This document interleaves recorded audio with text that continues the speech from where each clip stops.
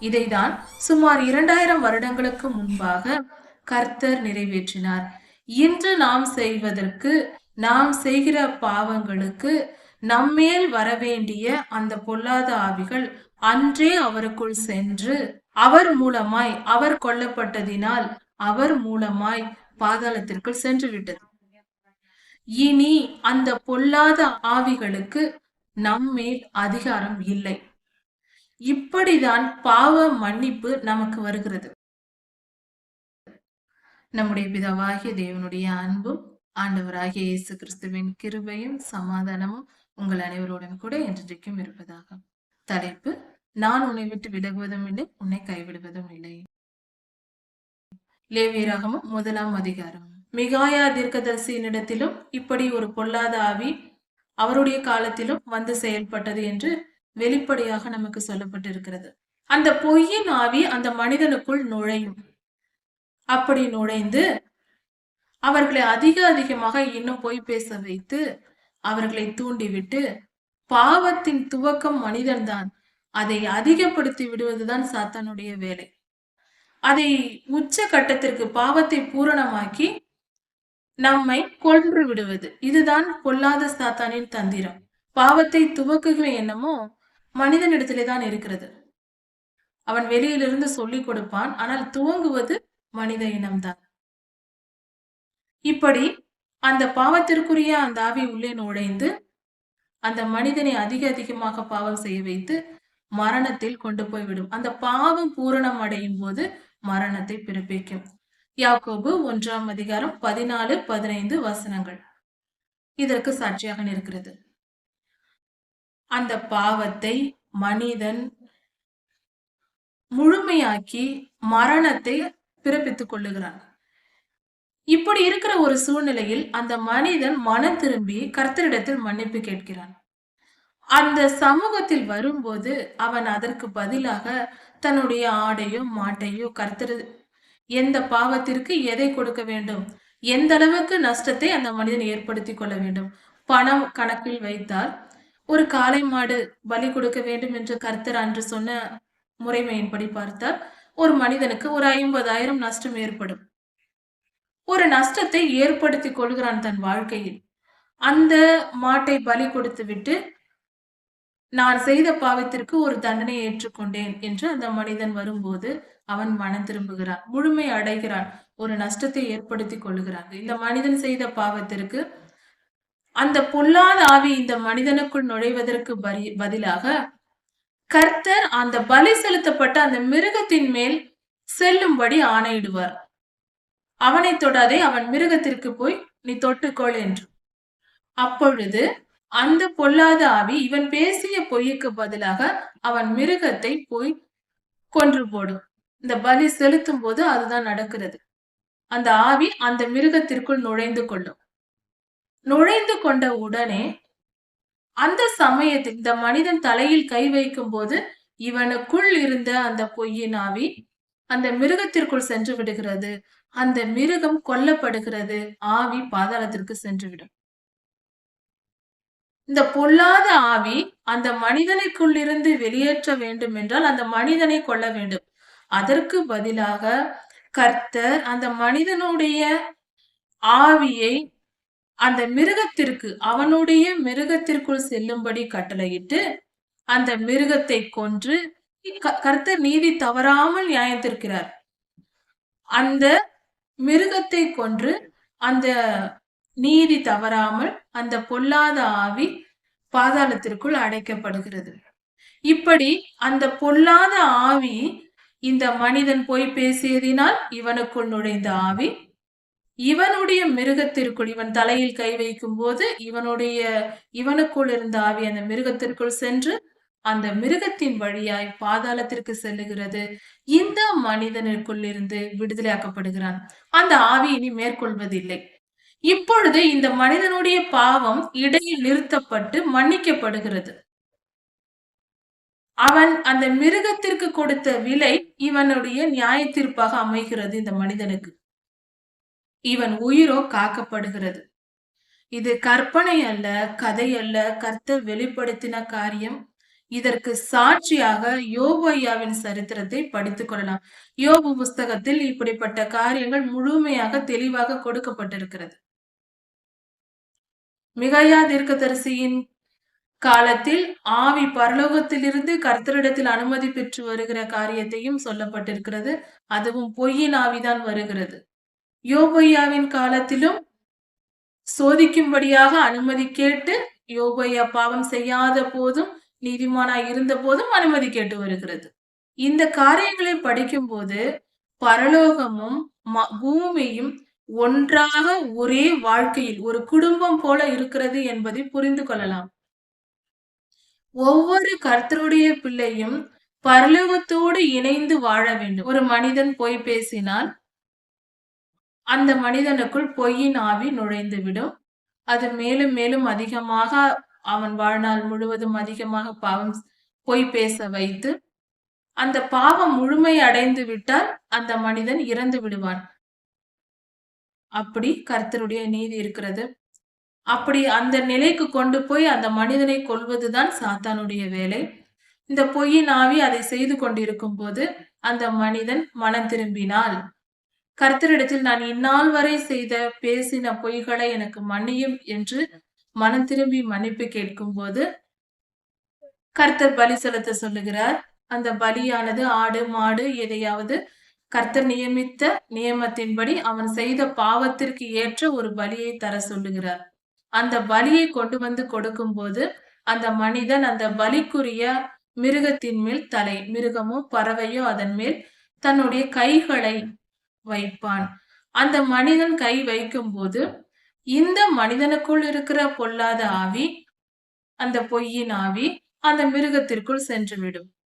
சென்றதும் அந்த மிருகம் அங்கு பலிபீடத்தின் அடியில் கொல்லப்படுகிறது.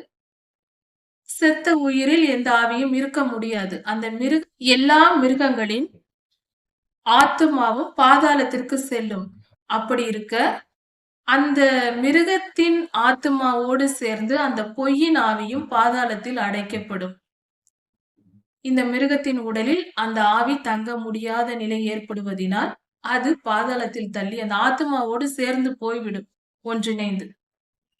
இது ஆவிக்குரிய சட்டமாய் இருக்கிறது. இப்படிதான் பலிகளால் அந்த காலத்தில் இஸ்ரவேல் ஜனங்கள் தங்கள் பாவங்களை நிவர்த்தி செய்து கொண்டார்கள். ஆனாலும் அவர்கள் மனம் திரும்புதல் நிரந்தரமாக்கப்படவில்லை. அவர்கள் மனம் திரும்பினார்கள், மீண்டுமாக அதே பாவங்களை செய்து கொண்டிருந்தார்கள். அவர்கள் கொடுத்த விலை, அந்த மிருகத்திற்கு அவர் கொடுத்த விலை திரும்ப திரும்ப அவர்கள் செய்து கொண்டிருந்தார்கள். அது முழுமையாக அவர்கள் மனம் திரும்பவில்லை. நமது ஆண்டவராகிய இயேசு கிறிஸ்து அதே போல ஒரே பலியாக நமக்காக அவர் மரித்தார். சிலுவையில் நமக்காக தம் ஜீவனை கொடுத்தார். அதை நாம் ரட்சிப்பு என்று சொல்லுகிறோம். ஒரு மனிதன் பாவம் செய்து அந்த பாவத்திலிருந்து பாவ நிவாரணம் பெற வேண்டும் என்றால் அந்த மனிதன் தன்னுடைய மிருகத்தை பலி கொடுக்க வேண்டும். அப்பொழுதுதான் அடுத்தவர் மிருகத்தை அல்ல, தனக்கு உரிமையான ஒரு மிருகத்தை பலி கொடுக்க வேண்டும். இதுதான் கர்த்தருடைய நீதி.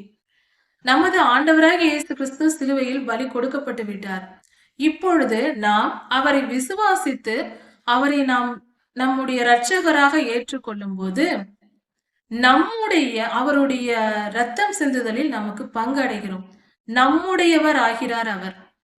கர்த்தர் நம்முடையவராய் இருந்தால்தான் அந்த பலி செலுத்துதலுக்கு, அந்த பாவ நிவாரணத்தில் நமக்கு பங்கு கிடைக்கும். ஏனென்றால் லேவியராகம காலத்தில் நமக்கு கொடுக்கப்பட்டிருக்கிறது, பலி செலுத்தும் பொருள் அந்த மனிதனுடையதான் இருக்க வேண்டும். கர்த்தர் பலி செலுத்தப்பட்டு விட்டார். இப்பொழுது நாம் அவரில் உரிமை கொண்டாடுகிறோம். விசுவாசம் என்பது அதுதான். மனிதன் கர்த்தரை விசுவாசிக்கிறான். எந்த மனிதன் ஆண்டவராகிய இயேசு கிறிஸ்துவை விசுவாசிக்கும் போது அவர் பலியானார், நமக்கு சொந்தமானவர் பலி கொடுக்கப்பட்டு விட்டதினால் நமக்கு ரட்சிப்பு வந்து விடுகிறது. விசுவாசத்தினால் நாம் அதை பெற்றுக்கொள்கிறோம். ஒருவேளை ஒரு மனிதன் ஆண்டவராகிய இயேசு கிறிஸ்துவை ஏற்றுக்கொள்ளவில்லை, அவர் தம்முடைய சொந்த இரட்சகராக ஏற்றுக்கொள்ளவில்லை என்றால் அந்த பலி அவனுக்கு சொந்தம் அல்ல. கர்த்தர் செலுத்திய பலிக்கு சொந்தம் அல்ல. இதுதான் ரகசியம். அதனால் தான் இன்று மற்ற மனிதர்களுக்கு நாம் ஊழியம் செய்கிறோம். கர்த்தராகிய ஆண்டவரை இரட்சகராக ஏற்றுக்கொள்ளுங்கள் என்று பிரசங்கம் செய்கிறோம். கர்த்தர் காலத்திற்கும் அதிகாரி. அவருக்கு காலம் என்ற கட்டுப்பாடு கிடையாது. இறந்த காலம், நிகழ்காலம், எதிர்காலம் கிடையாது. அப்படி இருக்க அவர் ஏற்கனவே மறித்து விட்டார். அவரை நாம் சொந்தமாக ஏற்றுக்கொண்டால்தான், நமக்கு சொந்தமாக்கி கொண்டால்தான், அவருடைய சரீரத்தில் நாம் ஒன்றானால்தான் நம்முடைய ஆவி மீட்கப்படும். பாவ மன்னிப்பை பெற பலி கொடுக்கப்பட வேண்டும். அது நம்முடைய பலியாக இருக்க வேண்டும். நம்முடைய ஆண்டவராக அவரை நாம் ஏற்றுக்கொள்ளும் போது நம்முடைய பலியாக அவர் மரித்து விட்டார். அவர் நம்முடையவர் ஆனதால் அவருடைய பாவ மன்னிப்புக்கும் நாம் பங்கு பெறுகிறோம். நமது ஆண்டவராகிய இயேசு கிறிஸ்து நமக்கு சொந்தமானால்தான் நமக்கு பாவ மன்னிப்பு உண்டாகும். ஏனெனில் பலி கொடுக்கப்படும் பொருள் நம்முடையதாய் இருக்க வேண்டும் என்பது கர்த்தருடைய கட்டளை. கர்த்தர் நம்முடையவராய் இருப்பதினால், கர்த்தர் நம்முடையவராய் நாம் ஏற்றுக்கொண்டதினால் அவருடைய பாவ மன்னிப்பும் நம்முடையதாகிறது. ஏனெனில் நம்முடைய பாவத்திற்கான நம்மேல் இருக்கிற பொல்லாத ஆவிகள் நாம் செய்த பாவத்தினால் நம்மை அதிகாரம் செய்கிற பொல்லாத ஆவிகள் ஆண்டவராகிய இயேசு கிறிஸ்துவுக்குள் சென்று அவர் கொல்லப்பட்டதினால், அவர் தம்முடைய ஜீவனை விட்டதினால், மரணத்தை ஏற்றுக்கொண்டதினால் அவர் வழியாக மீண்டுமாக அது பாதாளத்திற்குள் சென்று விடுகிறது.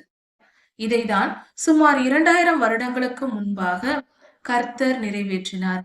இன்று நாம் செய்வதற்கு, நாம் செய்கிற பாவங்களுக்கு நம்மேல் வரவேண்டிய அந்த பொல்லாத ஆவிகள் அன்றே அவருக்குள் சென்று அவர் மூலமாய் அவர் கொல்லப்பட்டதினால் ஆவிகளுக்கு நம்மேல் அதிகாரம் இல்லை. இப்படிதான் பாவ மன்னிப்பு நமக்கு வருகிறது. கர்த்தர் நீதியுள்ளவர். நீதிக்குள் அவருடைய கிருபை விளங்கும். நீதியை மிஞ்சிய கிருபை கிடையாது. அவர் நீதியுள்ளவர். அவர் கண்ணுக்கு கண் பல்லுக்கு பல் என்கிற நீதியை அவர் விலக்கி விட மாட்டார். அவர் கிருபையினால் பிழைத்திருக்கிறோம். அவருடைய கிருபையினால் நித்திய ஜீவனிலும் பிழைத்திருக்க போகிறோம்.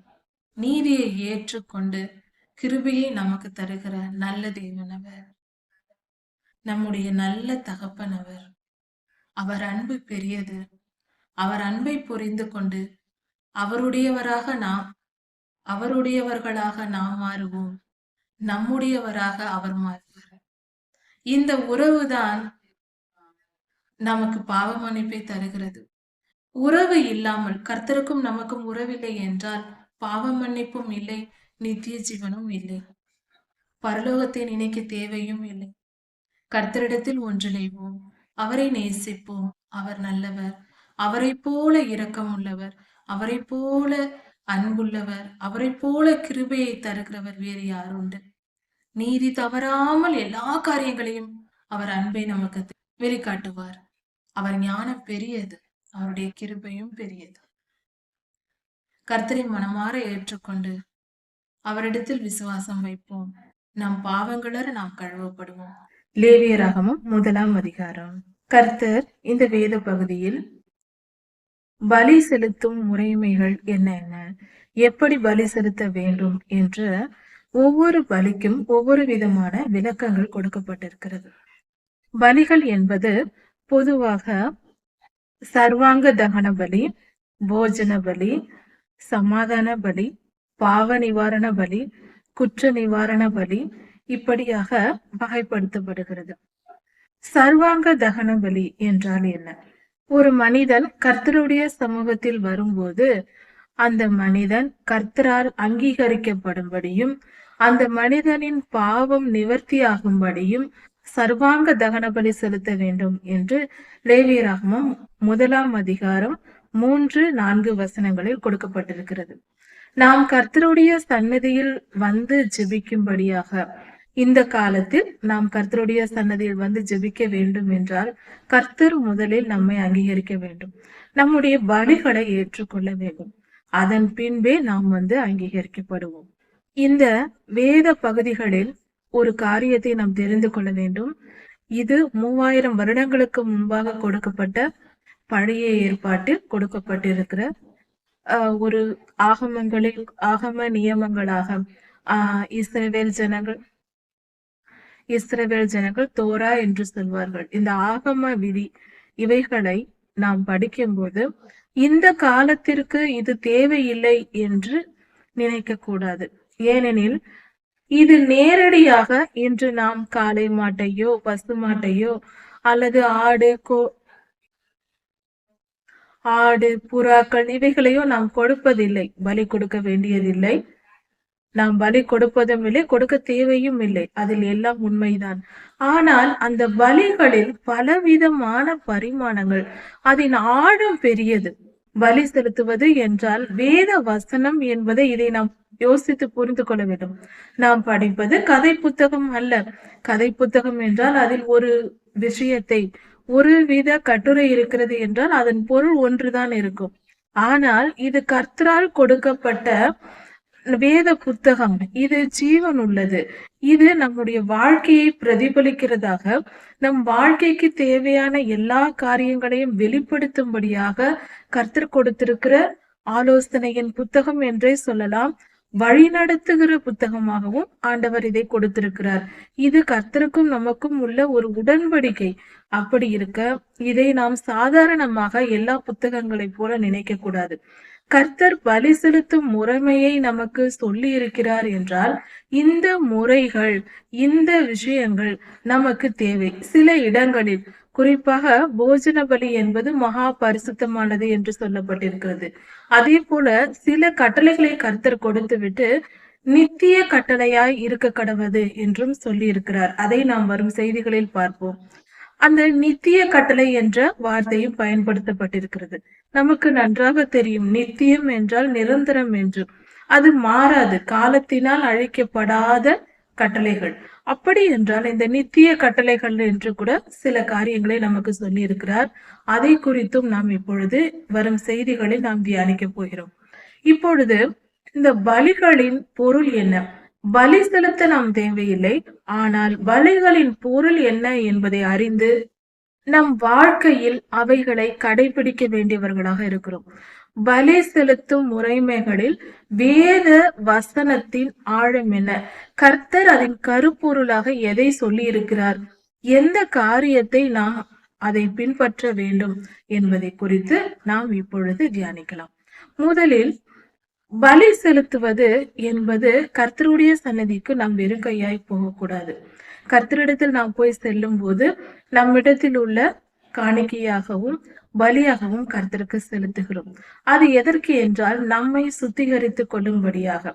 அதாவது ஆதாமும் ஏவாளும் ஆதி பிதாக்கள் இருவரும் பாவம் செய்ததின் நிமித்தம் அவர்கள் நம்முடைய பெற்றோர்களாய் இருக்கிறார்கள். உலகத்தில் உள்ள எல்லா மனிதர்களுக்கும் அவர்கள்தான் முன்னோடி. எல்லோருக்கும் பெற்றோராய் இருக்கிறார்கள். அப்படி இருக்க அவர்கள் பாவம் செய்து அது நிமித்தம் நாம் பாவ சரீரத்தோடு பிறந்திருக்கிறோம்.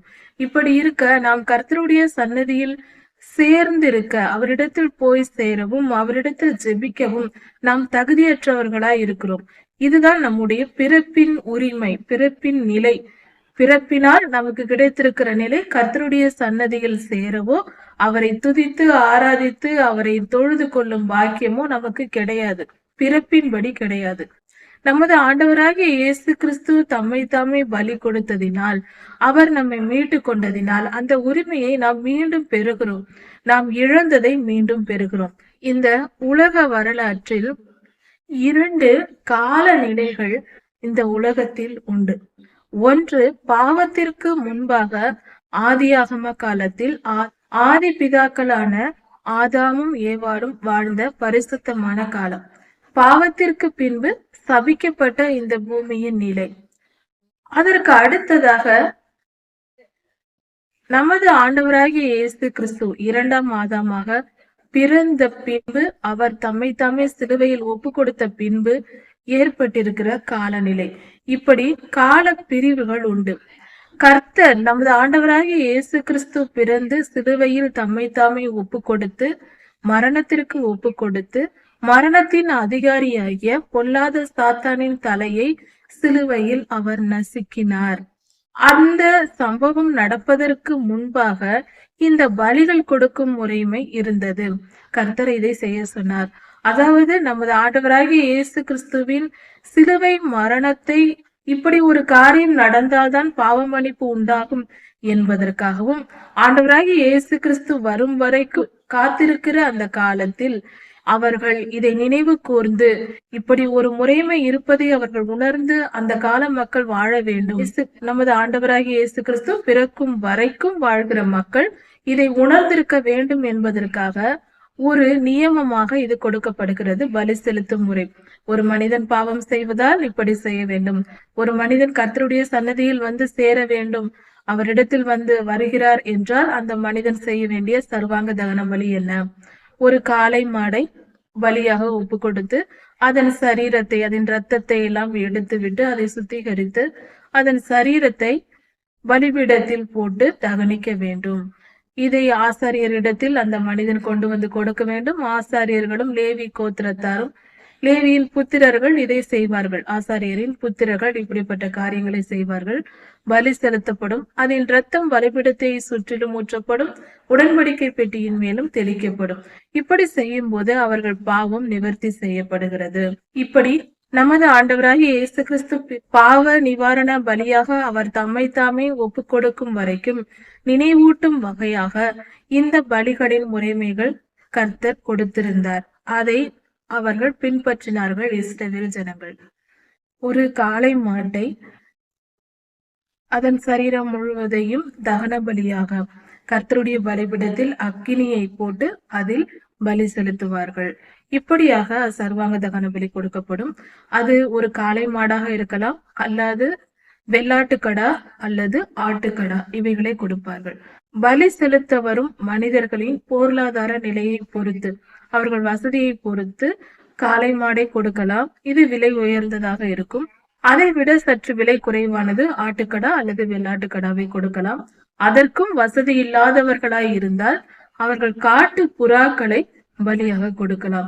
இவை எதை வந்து ஆசாரியரிடத்தில் கொண்டு வந்து கொடுத்தாலும் அதை ஆசாரியர்கள் ஏற்றுக்கொண்டு, எதுவாக இருந்தாலும் அது பழுதற்றதாக இருக்க வேண்டும்.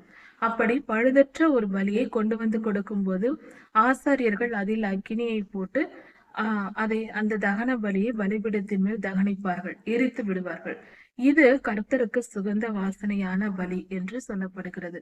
இப்படி செய்யும் போது கர்த்தர் அவர்கள் பாவங்களை மன்னிப்பார் என்று ஆதி காலத்தில் கொடுக்கப்பட்டிருந்த நியமமாக இருக்கிறது. இன்றும் கூட இந்த சர்வாங்க தகன பலியை நாம் சற்று யோசித்து பார்ப்போம். நம்முடைய இந்த சர்வாங்க தகன பலிக்கும் நமக்கும் இன்றைய வாழ்க்கையில் நாம் கொடுக்கிற பலி எப்படிப்பட்டதா இருக்க வேண்டும்? நாம் கர்த்தருக்கு பலி செலுத்த வேண்டும், நாமும் செலுத்த வேண்டும். ஆனால் அன்று மாம்ச ரீதியாக அவர்கள் காளை, மாடு, ஆடு, புறா என்று செலுத்தினார்கள். ஆனால் நாமோ இன்று உதடுகளின் பலியாக கர்த்தருடைய கிருபையினால் கர்த்தர் தம்முடைய ஒரே பேரான குமாரனை சிலுவையில் ஒப்பு கொடுத்து அந்த இரத்தம் சிந்த வேண்டிய அந்த பலி செலுத்தும் முறைமையை நிறைவேற்றி விட்டதால் நாம் இன்று அதை விசுவாசித்து ஏற்றுக்கொண்டு அந்த விசுவாசத்தின் அடையாளமாக ஆவிக்குரிய மண்டலத்தின் நிகழ்வான வார்த்தை என்பது ஆவிக்குரிய மண்டலத்தின் நிகழ்வாக இருக்கிறது. இதை எப்படி சுலபமாக புரிந்து கொள்ளலாம் என்றால், நாம் சாதாரணமாக ஒரு மல்லிகை பூ என்று சொல்லும் போது நாம் சொல்லுகிறோம், ஒருவரிடத்தில் நாம் சொல்லுகிறோம் என்றால் அதை கேட்கிறவர்கள் மல்லிகை பூவை நினைத்து பார்ப்பார்கள். அந்த நினைவுகளில் அவர்கள் பார்வையில் அது தெரியும். மல்லிகை பூ என்றால் இது இப்படி இருக்கும் என்று நாம் நினைத்துக் கொள்வோம். அதே போல இன்று நாம் கர்த்தருக்கு ஸ்தோத்திர பலி செலுத்தும் போது, கர்த்தருக்கு அவருடைய நன்மைகளை நாம் நினைத்து பலி செலுத்தும் போது, கர்த்தரை நாம் சந்திக்கிற, நாம் கர்த்தருடைய சன்னதியில் சேர தகுதியுள்ளவர்களாகிறோம். நாம் எப்பொழுதும் துதித்து கொண்டு கர்த்தருக்கு துதி பலி செலுத்திக் கொண்டிருக்க வேண்டும். எந்த அளவுக்கு நாம் அதிகமாக கர்த்தருக்கு பலி செலுத்துகிறோமோ அந்த அளவுக்கு அது நமக்கு நன்மையானதாக இருக்கிறது. ஆனால் அது வார்த்தையாக மட்டும் அல்லாமல் நம்மளுடைய இருதயத்திலிருந்து தோன்றுகிற பலியாக இருக்க வேண்டும்.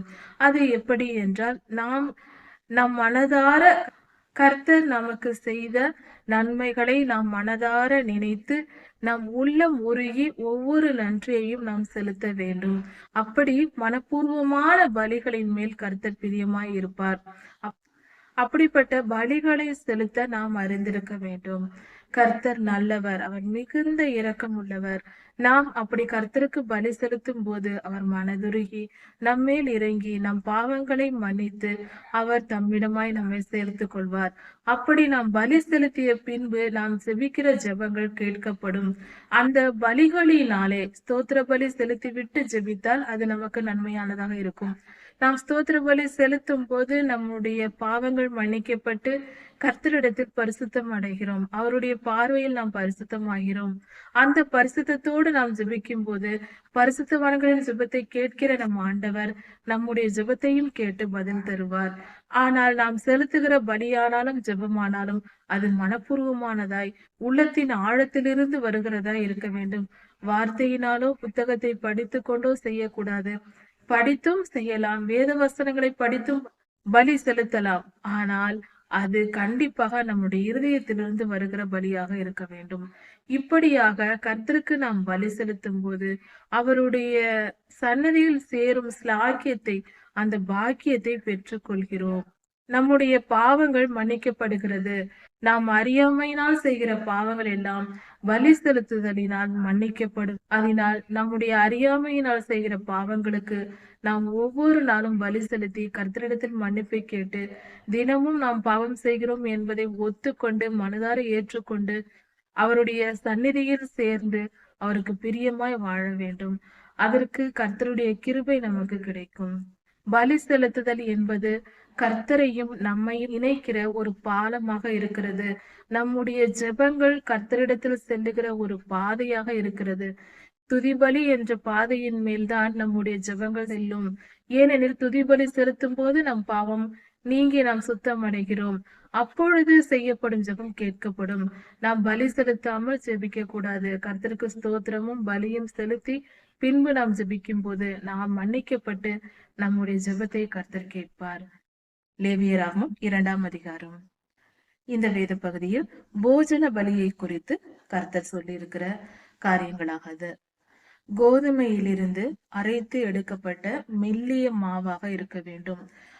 போஜன பலி செலுத்துவதற்காக எடுப்பது. அதாவது இன்றைய காலத்தில் அதை சொல்ல வேண்டும் என்றால் மைதா மாவு என்று சொல்லலாம். அந்த காலத்தில் மெல்லிய மாவு என்று சொல்லப்படுகிறது, அது மைதா. அந்த மாவை எடுத்து அதில் ஒலிவ எண்ணெய், ஆலிவ் ஆயில் சேர்த்து அதோடு தூப வர்க்கம் இவைகளை சேர்த்து கர்த்தருக்கு பலி செலுத்த வேண்டும். இவை மூன்றையும் ஆசாரியரிடத்தில் ஜனங்கள் கொண்டு போய் கொடுக்கும் போது அதை ஆசாரியர்கள் எடுத்து அதை கர்த்தருக்கு சுகந்த வாசனையான பலியாக அவைகளை சேர்த்து செலுத்துவார்கள்.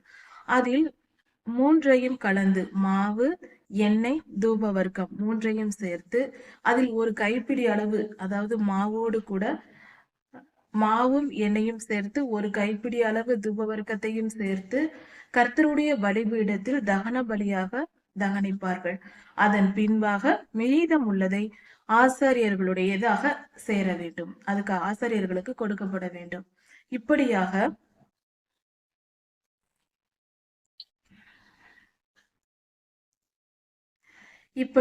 போஜன பலி செலுத்தப்பட வேண்டும். இந்த போஜன பலி செலுத்துவது மகா பரிசுத்தமானது என்று கர்த்தர் சொல்லியிருக்கிறார். இது சுகந்த வாசனையான கர்த்தருக்கு பிரியமான ஒரு பலியாக இருக்கிறது. இதில் ஆச்சரியப்படக்கூடிய ஒரு காரியம் என்னவென்றால், இந்த போஜன பலி என்பது எந்த மிருகங்களும் இல்லாமல் மாவை செலுத்தக்கூடிய ஒரு பலியாக இருக்கிறது. இந்த பலியையும் கர்த்தர் ஏற்றுக்கொள்கிறார். அது மட்டுமல்லாமல் அது மகா பரிசுத்தமானது என்று சொல்லப்பட்டிருக்கிறது. இன்னொரு போஜன பலியும் உண்டு.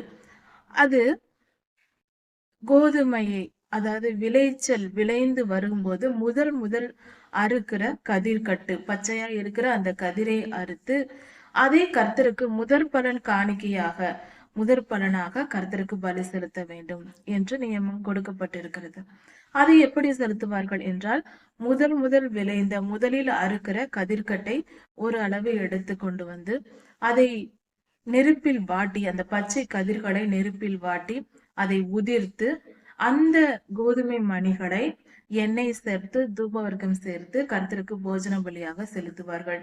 அதையும் ஆசாரியர்கள் மெல்லிய மாவை போஜன பலியாக செலுத்தும் போது எப்படி செய்தார்களோ அதே போல தூபவர்க்கத்தோடு எண்ணெயோடு அந்த கோதுமை மணிகளையும் எடுத்து வாட்டிய கோதுமை மணிகளையும் சேர்த்து அப்படியே அதை தகன பலியாக செலுத்திவிட்டு மீதம் உள்ளதை ஆசாரியர்கள் எடுத்துக்கொள்வார்கள். இப்படியாக போஜன பலி செலுத்தப்பட வேண்டும் என்று கர்த்தர் சொல்லியிருக்கிறார். இப்படி கர்த்தர் ஒரு காரியத்தை செய்யும் போது இதை இப்படிதான் செய்ய வேண்டும் என்று சரியான முறையாக சொல்லியிருக்கிறார். அப்படியானால் இதன் பொருள் என்ன? இந்த ஒவ்வொரு பலிகளையும் ஆராய்ந்து பார்க்கும்போது இது அப்படியே சிலுவை மரணத்திற்கு ஒப்புமையாக இருக்கிறது. கர்த்தர் ஜீவ அப்பம் நானே என்று ஆண்டவராகிய இயேசு கிறிஸ்துவை உவமையாக நமக்கு சொல்லி இருக்கிறார் வசனத்தில்.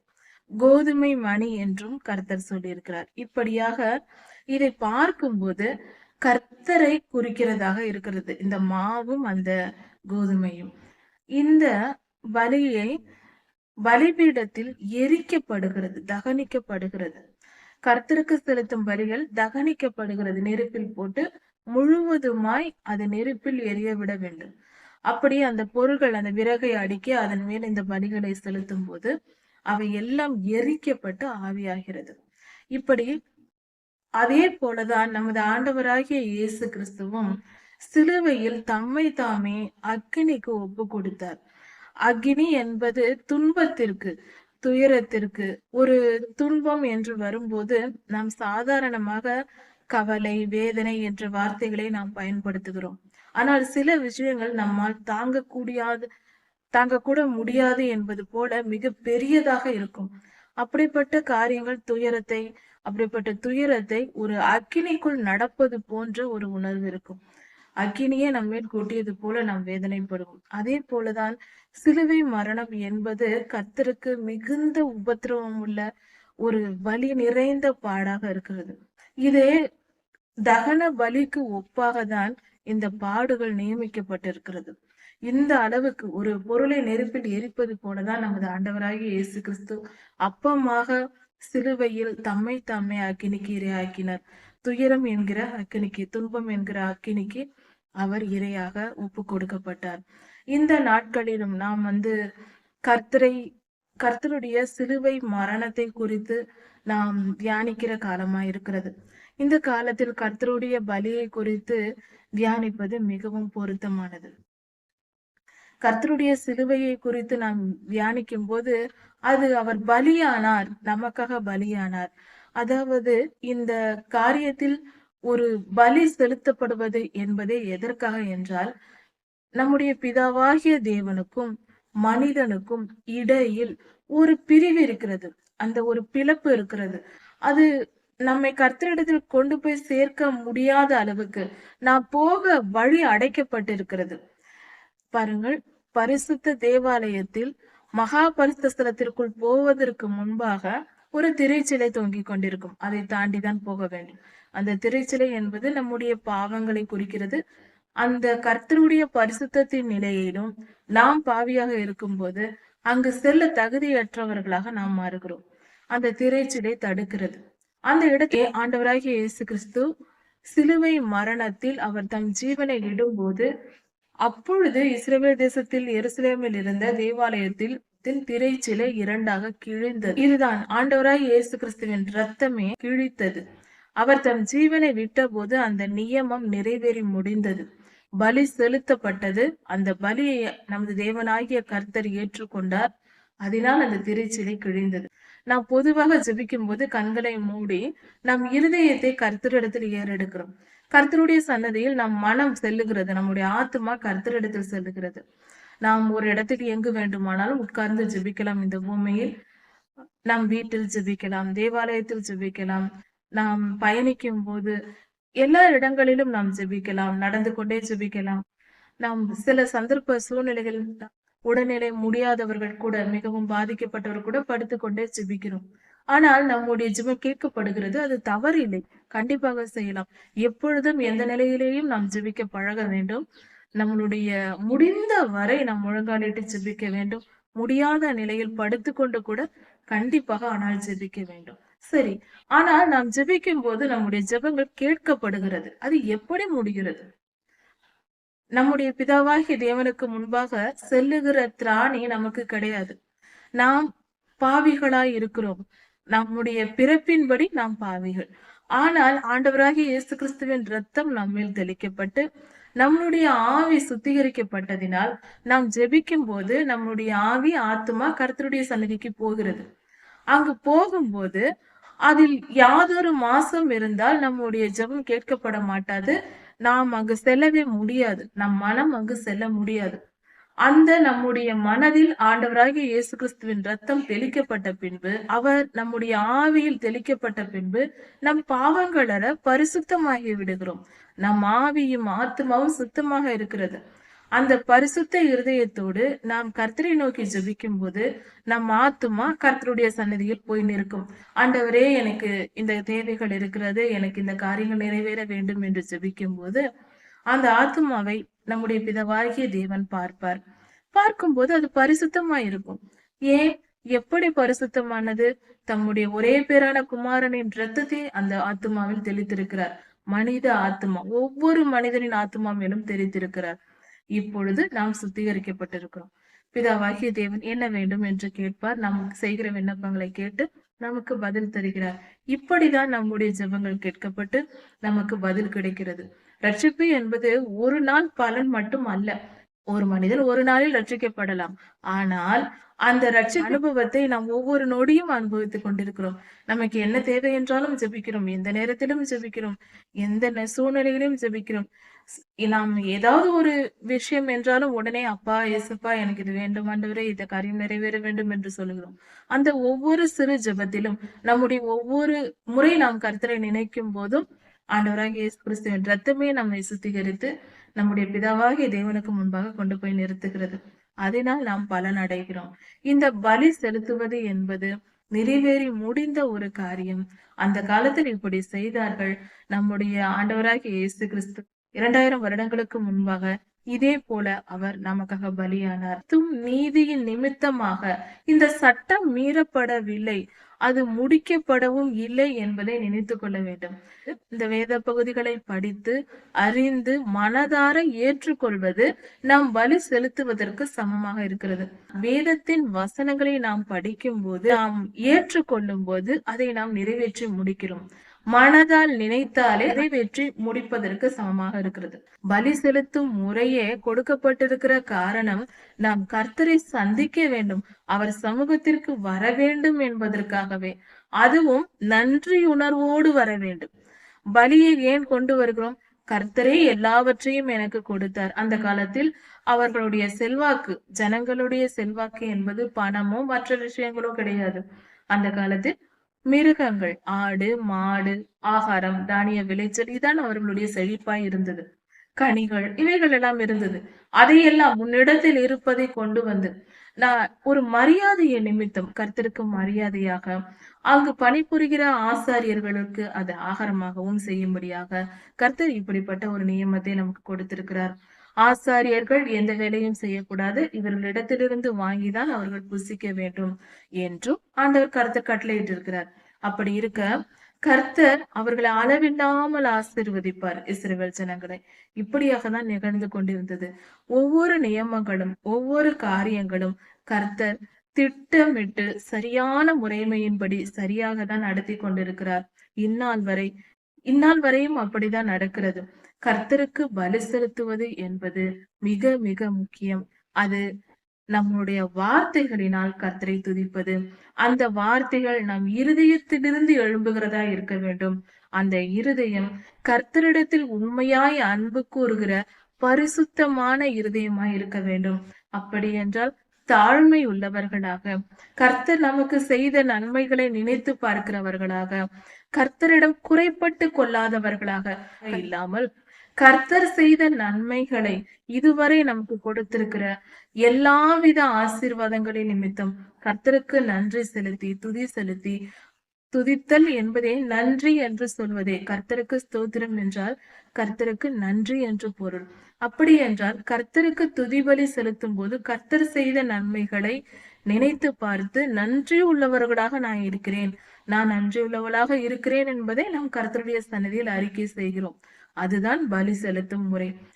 நம்முடைய ஆண்டவராகிய இயேசு கிறிஸ்து நமக்காக பலியாகி பிதாவாகிய தேவனுடைய சந்நிதியில் நம்மை கொண்டு போய் சேர்க்கத்தக்கதாக அவர் கிருபை செய்தார். அந்த நன்றியை உணர்ந்தவர்களாக அவருக்கு எந்நாளும் துதி பலி செலுத்தி ஸ்தோத்திரம் செலுத்தி நன்றி உடையவர்களாக நாம் அவர் சன்னதியில் ஒவ்வொரு நாளும் ஜெபிப்போம். ஜெபிக்கும் போது நம்முடைய ஜெபத்தின் துவக்கம் துதிபலியாக இருக்க வேண்டும். அதுவே கர்த்தர் நியமித்திருக்கிற நியமமாய் இருக்கிறது. முதலில் கர்த்தருக்கு நமக்கு செய்த நல்ல காரியங்கள், நாம் பெற்றிருக்கிற கர்த்தரிடத்தில் பெற்றிருக்கிற நல்ல விஷயங்கள் எல்லாவற்றிற்கும் நன்றி சொல்ல வேண்டும். அவர் தம்முடைய நாமத்தை நமக்கு வெளிப்படுத்தி இருக்கிறார். அது எவ்வளவு பெரிய காரியம். அவரை அறிந்து கொண்டவர்களாக அவரை தொழுது கொள்கிற பாக்கியத்தை நமக்கு கொடுத்திருக்கிறார். அதற்காக நன்றி செலுத்துவோம். அவருடைய இரத்தத்தை நமக்கு கொடுத்திருக்கிறார், அவருடைய வசனத்தை நமக்கு கொடுத்திருக்கிறார், தம் ஜீவனையே கொடுத்திருக்கிறார். அவருக்காக நாம் எவ்வளவு நன்றிகள் சொல்லலாம், சொல்லிக்கொண்டே இருக்கலாம், நமக்கு ஆயுள் போதாது. அந்த அளவுக்கு கர்த்தர் நமக்கு செய்திருக்கிறார். அதையெல்லாம் நினைத்து பார்த்து கர்த்தருக்கு பலி செலுத்தி அவரை தொழுது கொள்ளுவோம், அவரோடு ஒன்றிணைவோம். பலி செலுத்துதல் என்பது கர்த்தரோடு நாம் இணைந்திருக்க கர்த்தர் கொடுத்திருக்கிற ஆசீர்வாதமா இருக்கிறது. லேவியராகமம் 3ஆம் அதிகாரம். பலிகளை குறித்து தியானிக்கும் போது இது அப்படியே என்று நாம் செய்யப்படுவது இல்லை, இதன் பொருளை நாம் கடைபிடிக்க வேண்டும் என்பதை நினைவில் கொள்வோம். சமாதான பலி செலுத்த ஒருவர் வரும்போது கர்த்தருடைய தேவாலயத்தில் வந்து ஆசரிப்பு கூடார வாசலில் வந்து அவர்கள் பலி செலுத்த வேண்டும் என்றால் அது ஒரு காளை மாட்டையோ அல்லது பசு மாட்டையோ கொடுக்க வேண்டும் என்று கர்த்தர் போதித்திருக்கிறார். அப்படி அல்ல என்றால் ஆட்டுக்குட்டியையோ, ஒரு பெண் ஆடோ அல்லது ஆணாடோ ஒன்றை கொடுக்கலாம் சமாதான பலியாக. அதை கொடுக்க கர்த்தருடைய சன்னதியில் வருகிறவர்கள் எந்த மனிதனானாலும் அந்த மனிதன் தன்னுடைய கையை அந்த பலி செலுத்தப்படும் மிருகத்தின் தலையின் மேல் வைத்து அதை கொடுக்க வேண்டும். அந்த கொடுக்கப்படும் மிருகமானது சுத்தமானதா இருக்க வேண்டும். சுத்தமானது என்றால் கூன், குருடு இந்த மாதிரியான குறைகள் உள்ளதாய், அடிப்பட்டதாய், காயம்பட்டதாய், உடல் ஊனம் உள்ளதாய் இருக்கக்கூடாது. அது பரிசுத்தமானதாக இருக்க வேண்டும். எந்த ஒரு கரைதிரை இல்லாத, புள்ளி இல்லாத ஒரு முழுமையான மாடாக அல்லது ஆடாக இருக்க வேண்டும். இப்படி கர்த்தர் நமக்கு கட்டளை கொடுத்திருக்கிறார். அந்த காலத்தில் இப்படித்தான் பலிகளை செலுத்தினார்கள். அப்படி செலுத்தும் போது அந்த கொடுக்கப்படும் பலியானது அவர்களுடைய பாவத்தை போக்கக்கூடியதாக கொண்டு வருகிற மனிதன், அந்த மிருகத்தின் உரிமையாளர், அந்த மிருகத்தின் தலையில் கை யாரு வைக்கிறார்களோ அவர்களுடைய பாவங்கள் மன்னிக்கப்படும். கர்த்தருக்கு முன்பாக சமாதானத்தை ஏற்படுத்தும். சமாதானத்தை பெறுவதற்காகவும், சமாதானம் உண்டாக வேண்டும் என்பதற்காகவும், சமாதானமாய் இருப்பதற்காகவும் கர்த்தருக்கு முன்பாக நாம் செலுத்துகிற பலியாக இருக்கிறது. அந்த காலத்தில் அப்படித்தான் செய்தார்கள். இதன் பொருளை நாம் இன்று பின்பற்ற வேண்டும். தயவு செய்து இன்று பலி கொடுக்க சொல்லவில்லை, இதை தெளிவாக புரிந்து கொள்வோம். இது பலி கொடுப்பதற்கு அல்ல, அந்த காலத்தில் எப்படி பலி கொடுத்தார்கள் என்பதை தெரிந்து கொண்டு அதன் பொருளை, அதன் காரணம் என்ன, ஏன் இப்படி செய்ய வேண்டும் என்ற அந்த கருத்தை நாம் இன்று பின்பற்ற வேண்டும். பலி செலுத்த தேவையில்லை, அதன் பொருளை நாம் இன்று பின்பற்ற வேண்டும். அதை குறித்து விளக்கமாக இந்த செய்தியில் பார்க்கலாம். பலி செலுத்தப்படுகிற மிருகமானது அந்த மிருகத்தின் சரீரத்தில் கொழுப்பையும் இரத்தத்தையும் அதை யாரும் புசிக்க கூடாது. ஆசாரியர்கள் புசிக்க கூடாது. மீதமான அதனுடைய மாம்சத்தை ஆசாரியர்கள் எடுத்துக்கொள்வார்கள். ஆனால் அந்த மிருகத்தின், எந்த மிருகத்தை பலி கொடுத்தாலும், எந்த பலி கொடுத்தாலும் அதனுடைய இரத்தத்தை அல்லது அதனுடைய கொழுப்பை, இந்த இரண்டையுமே மனிதர்கள் புசிக்க கூடாது என்று கட்டளை கொடுத்தார். ஒரு மிருகத்தின் இரத்தம் என்பது இரத்தமே உயிர் என்று வசனம் உள்ளது. இரத்தமே உயிர் என்றால் இரத்தத்தில் உயிர் இருக்கிறது, இரத்தமே உயிர் என்று வேதவசனம் சொல்லுகிறது. அப்படி பார்க்கும்போது ரத்தம் என்பது ஆத்துமா, அதில் உள்ள ஜீவன் இருக்கிறது, டிஎன்ஏ என்று சொல்லலாம். அப்படி அந்த இரத்த அணுக்கள் அதில் இருப்பதினால், அதில் ஜீவன் இருப்பதினால், வேதத்தின்படி இரத்தத்தில் உயிர் இருக்கிறது, இரத்தமே உயிர் என்று சொல்லப்பட்டிருக்கிறது. அதனால் அந்த உயிரை நாம் சாப்பிட்டால் பாவம் என்று கர்த்தர் சொல்லியிருக்கிறார். எந்த மிருகத்தின் இரத்தத்தையாவது, எந்த பறவையின் இரத்தத்தையாவது மனிதர்கள் புசிக்க கூடாது. எந்த இரத்தத்தையும் புசிக்க கூடாது. மொத்தமாக ஒரு இரத்தத்தையும் மனிதர்கள் புசிக்க கூடாது என்று கர்த்தர் சொல்லியிருக்கிறார். இரண்டாவது, இரத்தத்தை சாப்பிடுகிறவர்கள் ஒரு பாவத்திற்கு உள்ளாவார்கள். பாவம் அது என்று கர்த்தர் சொல்லியிருக்கிறார். அதாவது ஒரு மாம்சத்தை புசிப்பது பாவம் அல்ல, அது கொலையாக கர்த்தர் சொல்லவில்லை. மனித உயிரை கொல்வதே கொலை என்று நமக்கு வேதத்தில் கொடுக்கப்பட்டிருக்கிறது. மிருகங்களை கொல்வது பாவம் அல்ல. ஒரு மாடை கொன்று சாப்பிடுவதோ, அல்லது ஒரு ஆடை கொன்று சாப்பிடுவதோ, கோழி கொன்று சாப்பிடுவதோ, அதன் மாம்சத்திற்காக அதை கொன்று அதை சாப்பிடுவது பாவம் என்று வேதத்தில் சொல்லப்படவில்லை. வேதத்தின்படி மனித உயிரை கொல்வதே பாவம், மற்றபடி வேற எதுவும் பாவம் அல்ல. இரத்தம் சிந்துதல் பாவம். ஆனால் மிருகங்களை பொறுத்த வரைக்கும், மிருகங்களின் இரத்தத்தை பொறுத்த வரைக்கும், இரத்தத்தை சாப்பிட்டால், ஒரு மிருகத்தை கொன்று மாம்சத்தை சாப்பிட்டால் பாவம் அல்ல. அதன் இரத்தத்தை பூசித்தால் கண்டிப்பாக அது பாவம் என்றும், அவன் தன் ஜனத்தில் இராதபடிக்கு அறுப்புண்டு போவான் என்றும் வேதம் சொல்லி இருக்கிறது. மிக கடுமையான ஒரு கண்டிப்பான ஒரு கட்டளையாக ஆண்டவர் கொடுத்திருக்கிறார். அப்படி என்றால் மிகவும் ஆபத்தானது, கர்த்தருக்கு முன்பாக மிகப்பெரிய பாவமாக இருக்கிறது. எந்த மிருகத்தின் இரத்தத்தையாவது, எந்த மிருகத்தின் எந்த பறவையின் இரத்தத்தையாவது புசிக்க வேண்டாம். அது மகா பெரிய பாவமா இருக்கிறது. அந்த காலத்திலிருந்து இந்த காலம் வரைக்கும், எந்த காலம் வந்தாலும் இது நித்திய கட்டளை. அதை புசிக்கவே கூடாது. ஏனெனில் சரியாக கவனிக்கவும், லேவியராகமம் 3ஆம் அதிகாரம் 17ஆம் வசனத்தில் கொடுக்கப்பட்டிருக்கிறது, இது நித்திய கட்டளை என்று.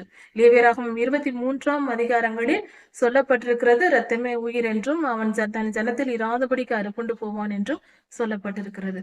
அதனால் எந்த மிருகத்தின் இரத்தத்தையாவது, எந்த பறவையின் இரத்தத்தையாவது சாப்பிடக்கூடாது. அது மகா பாவம். இது நித்திய கட்டளை, நிரந்தரமான கட்டளை. அந்த காலம் இந்த காலம் என்றல்ல, எல்லா காலத்திற்கும் உண்டான கட்டளையாக கொடுக்கப்பட்டிருக்கிறது. அடுத்தது கொழுப்பு. மிருகத்தின் கொழுப்பை புசிக்க கூடாது என்று கர்த்தர் சொல்லியிருக்கிறார். மிருகத்தின் கொழுப்பு ஏன் புசிக்க கூடாது? அது சாதாரணமாக இன்றைக்கு விஞ்ஞான கூற்றின்படி மிருகத்தின் கொழுப்பு சரீரத்திற்கு ஒவ்வாது, அதிகமான கொலஸ்ட்ரால் உள்ளது, அது இருதய வலிகளை உண்டு பண்ணும், இரத்தத்தில் கொழுப்பின் அளவை கூட்டும் என்றெல்லாம் இன்று விஞ்ஞானத்தின்படி கண்டறிந்து மருத்துவர்கள் சொல்லுகிறார்கள். அன்றே ஆண்டவர் அதை சொல்லியிருக்கிறார், கொழுப்பு கர்த்தருடையது, நீங்கள் சாப்பிடக்கூடாது என்று. நம் சரீரத்திற்கு எது ஒத்துக்கொள்ளும், நம்முடைய உடல்நிலைக்கு எது ஏற்றுக்கொள்ளும் ஏற்றுக்கொள்ளாது என்று இந்த சரீரத்தை படைத்த, நம்மை படைத்த நம் ஆண்டவருக்கு நன்றாக தெரியும்.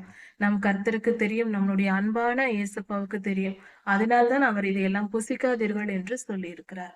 அதனால் நாம் கர்த்தருடைய கட்டளையின்படி நடக்கும்போது நம்முடைய ஆவிக்குரிய வாழ்க்கையும் நன்றாக இருக்கும், நம்முடைய சரீரத்தின்படி நம்முடைய ஆரோக்கியம் உள்ளதாகவும் நாம் வாழலாம்.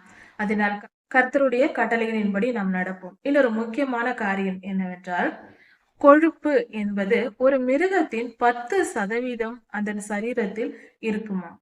ஒரு மிருகத்தை கொல்லும் போது அதனுடைய 10% நிறையுள்ள கொழுப்பு இருக்குமா. இப்படி அந்த 10% கொழுப்பை கர்த்தர் தகன பலியாக பலிபீடத்தின் மேல் வைத்து எரித்து விட வேண்டும் என்று சொல்லியிருக்கிறார். அது கர்த்தருக்குரியது, கர்த்தருக்கு போய் சேருகிற ஒரு காரியமா இருக்கிறது. சரி, அதே போலதான் இன்று நம்முடைய காணிக்கைகளில் நாம் கர்த்தருக்கு செலுத்துகிற தசம பாகத்தில் நம்முடைய வருமானத்தில் 10% கர்த்தர் அதில் கொடுக்க சொல்லுகிறார். இதன் ஆழம் இந்த பலி செலுத்தும் முறைமைக்கும் நாம் தசம பாகம் செலுத்துவதற்கும் சம்பந்தம் இருக்கிறது. முதற் பலனாக கர்த்தருக்கு நாம் அதை தசம பாகமாக கொடுத்து விட வேண்டும் என்று கர்த்தர் சொல்லுகிறார்.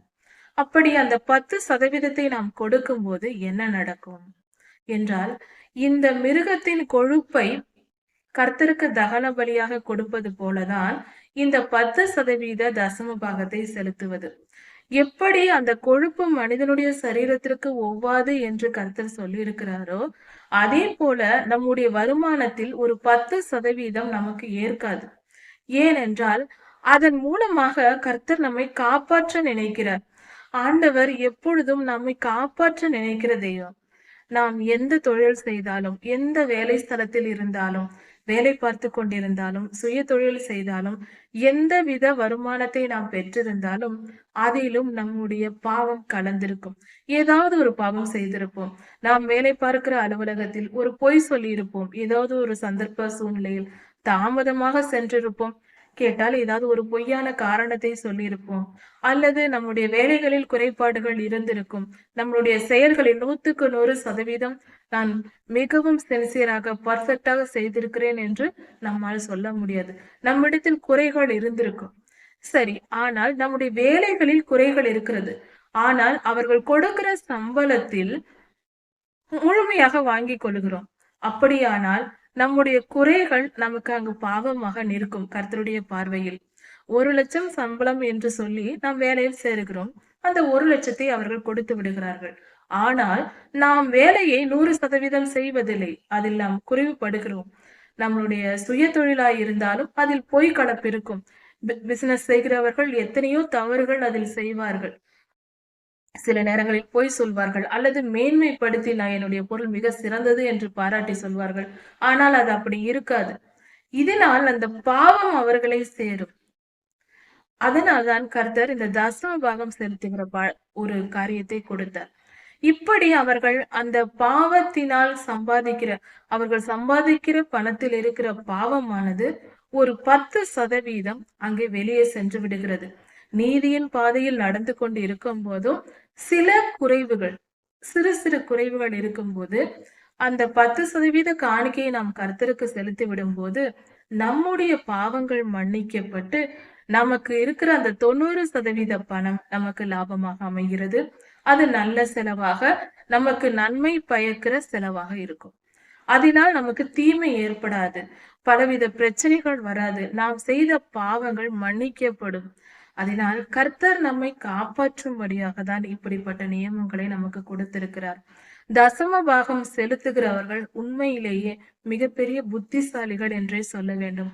தசம பாகம் செலுத்துவது, கர்த்தருக்கு முதல் பலன் காணிக்கை கொடுப்பது, இதெல்லாம் கர்த்தருக்கு மகிமையை ஏற்படுத்துவது, கர்த்தரை கனப்படுத்துவது. கர்த்தருக்கு முதற் பலன் காணிக்கையை நாம் கொடுக்கும்போது கர்த்தரை கனப்படுத்துகிறோம். நம்முடைய தசம பாகத்தை கொடுக்கும்போது கர்த்தரை கனப்படுத்துகிறோம். கர்த்தரை நாம் கனப்படுத்தும் போது அவர் நம்மை ஆசீர்வதிப்பார். நாம் இந்த காணிக்கைகளையும் இந்த முதற் பலன்களையும் கொடுக்காமல் இருக்கும்போது நாம் கர்த்தரை மதிக்கவில்லை என்று பொருளாகிறது. கர்த்தருடைய ஆசீர்வாதத்தை நாம் இழந்து போவோம். தசமமாகமும் முதற் பலன் காணிக்கையும் கொடுக்கிறவர்கள் யாரும் பண ஆசீர்வாதத்தினால் குறைவுபடுவதே இல்லை. நிச்சயமாக குறைவுபட மாட்டார்கள். கண்டிப்பாக அது வேதத்தில் நமக்கு கொடுக்கப்பட்டிருக்கிற கட்டளையாக இருக்கிறது. அதனால் முதற் பலன் காணிக்கையையும் கர்த்தருக்கு தசம பாகத்தையும் சரியாக நாம் செலுத்தினால் பண ஆசீர்வாதத்தை குறித்து நாம் நினைத்தும் பார்க்கவே தேவையில்லை. கர்த்தர் நம்மை ஆசீர்வதிப்பார். ஆனால் அதே சமயத்தில் நான் தசம பாகம் செலுத்தி விடுகிறேன் என்பதற்காக மனதறிந்து, மனதார தெரிந்தே மீண்டும் மீண்டும் பொய் சொல்வதோ, வேலை ஸ்தலங்களில் ஏமாற்றுவதோ செய்யக்கூடாது. அது கர்த்தரை கோபமூட்டுகிற செயலாய் இருக்கும்.